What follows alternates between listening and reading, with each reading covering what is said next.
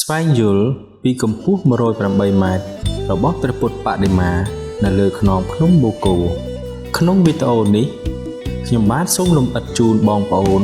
នៅព័ត៌មានដ៏ច្បាស់លាស់អំពីកម្ពស់នៃគម្រោងសាងសង់ព្រះពុទ្ធបដិមានេះដើម្បីជាកុសលដ៏ជ្រះថ្លានិងជាចំណេះដឹងសម្រាប់គ្រប់គ្នាគម្រោងព្រះពុទ្ធបដិមា108ម៉ែត្រនេះត្រូវបានគិតចាប់ពីនីវ៉ូ0នៃខឿនតដីដល់កម្ពស់ព្រះមូលីតួលេខដ៏ពិសិដ្ឋនេះតំណាងឲ្យរូបមង្គលទាំង108ប្រការ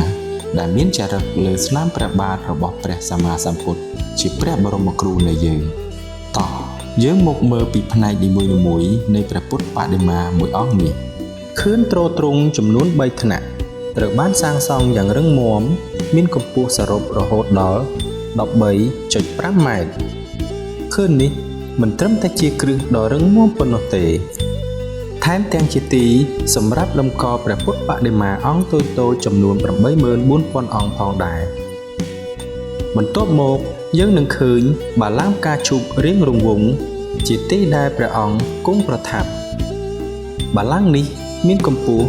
13.5 ម៉ែត្រដែលរចនាឡើងយ៉ាងល្អិតល្អន់ចំណែកឯកម្ពស់ព្រះពុទ្ធបដិមាអង្គធំ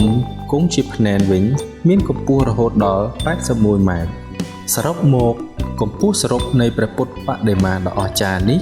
គិតចាប់ពីបាតខឿនរហូតដល់ព្រះមូលីគឺមានកម្ពស់108ម៉ែត្រសម្រាប់បងប្អូនពុទ្ធបរិស័ទដែលមានបំណងចង់ស្វែងយល់បន្ថែមនៅព័ត៌មានលម្អិតអំពីគម្រោងសាងសង់នេះឬក៏មានសទ្ធាជ្រះថ្លាប្រាថ្នាចង់ចូលបច្ច័យភ្ជាប់និស្ស័យក្នុងការកសាងព្រះពុទ្ធបដិមាកម្ពស់108ម៉ែត្រនៅលើខ្នងភ្នំបូកូសូមទំនាក់ទំនងមកតាមលេខទូរស័ព្ទដែលមាននៅលើវីដេអូនេះ